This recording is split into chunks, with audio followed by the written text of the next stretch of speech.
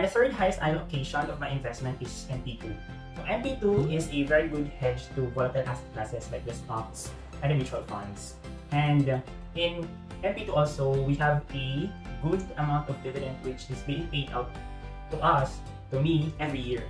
And the dividend is compounded every year, especially if you have a 5-year locking period. That is what you select in your MP2 account. So meaning that the dividends you get for the year 1 gets compounded in year 2, and same as well in year 3, year 4 until year 5. So aside from the capital you deploy, you get a compounding dividends, so it grows over time, and that makes MP2 a very attractive somehow hedge protection against the volatile asset classes. It's not a guarantee that we'll get to earn in MP2, and yeah, I just roll over the dividends over time, and I can extend the 5-year period to open another account, to roll over it again, and so the money would keep on compounding time after time after time. It currently stands at about 16.7% of my overall investment portfolio. The 3 other asset classes are much more minimal right now. So my forex portfolio is about 3.3%. My PERA is only 2.3% of my investment portfolio, and the bonds, these are retail treasury bonds. It's only about 2.2% of my overall investment portfolio. The reason for having forex as part of my asset allocation in my investment portfolio is because I want to play. I just don't want to put money in this particular investment and wait for it to grow over time. It's because I get bored easily. So that's why I want to have fun. And you can get fun by trading your money. And I can do that through forex trading. That's why I have a minimal exposure to the currencies market. And I just want to somehow understand how the global market works.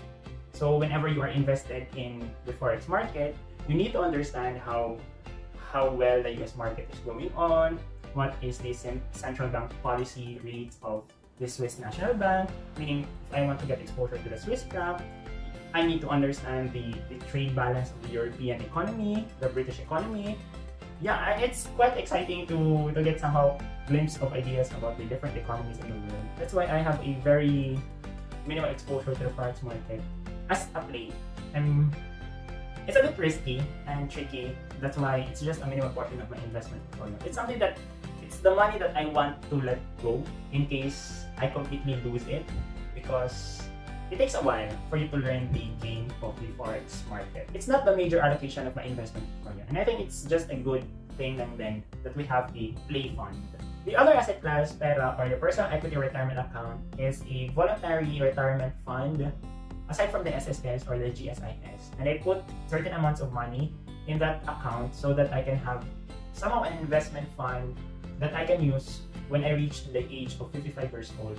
So it's basically for retirement talaga. And it's still minimal right now. I haven't really focused much on putting amounts to the PERA because I do believe I can perform well in the stock market.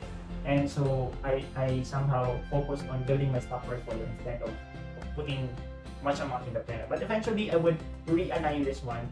Later on in this video, I'm going to share to you my target year-end percentage allocation for each asset classes. And the other one, the last asset class that I'm invested in, is the bonds. So I have a very minimal exposure also to bonds. It's not really that significant. It's because I just want to understand how the bonds work. So I bought the retail treasury bond 24, I think, and retail treasury bond 29 to just have somehow a sense of understanding of how the bonds work. The retail treasury bonds are actually not that quite attractive as compared to MP2. It's because the interest income is still taxed by 20% as compared to the earnings in MP2, which is tax-free. So you just get around 80% of the gross interest income from bonds, which is somehow not attractive to me. It's because of the tax feature of the interest income in bonds. So that's why I instead allocated my investable fund to MP2 over buying so much retail treasury bonds. But I still allocate a fraction of it so that I can participate in the bonds market. And yeah, those are the 6 asset classes, 6 major asset classes that I am interested in. And those are currently the allocations right now. And as promised earlier, my year-end target allocation for these asset classes are as follows. So for stocks, I want to somehow go it down from 51% to 40% to give some leeway to increase my asset allocation to the other asset classes. Mutual fund, I want to reduce it as well to 20% because I think I'm good at making strategies in my investing than just to entrust my money to the mutual fund managers. But I still want to have the significant exposure to the global markets. That's why I maintain at around 20%. MP2, I want to increase it to 20% from the current 16.7% because MP2 dividends are attractive and really a good hedge in the current economic environment that we have.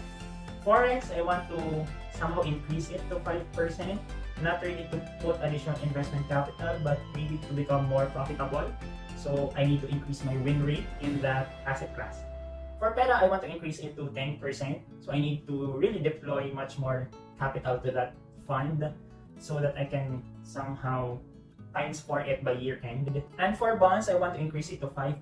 I do think that the government still plans to offer bonds by fourth quarter of this year. So I think I would be able to participate in the retail treasury bond offering of the government so that I think I would be able to increase it to 5% of my investments portfolio. I hope you guys got some ideas on the things that I have just shared. It's, I think, very personal, and I hope you can also do this in your personal investments portfolio, like just to get a glimpse of how are you doing in terms of your investing journey. And I would appreciate also if you can check my other videos in this channel. Share this video to your loved ones, your friends, your colleagues, and to people who you think might also benefit from watching this video. See you in the next. Have a great day ahead. # make it happen. Bye-bye.